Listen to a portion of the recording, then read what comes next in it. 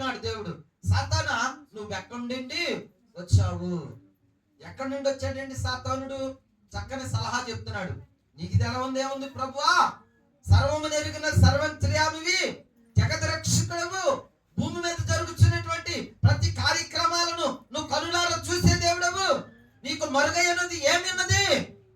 మనుషులు ఎవరేం చెప్పుకుంటున్నారో, మనుషులు ఎక్కడెవరు కూర్చుంటున్నారో, మనుషులు ఎవరేం మాట్లాడుకుంటున్నారో, మనుషులు ఎవరేం చూస్తున్నారో నీకు తెలుసు. ఆళ్ళలో నుంచి నేను కూడా వచ్చాను.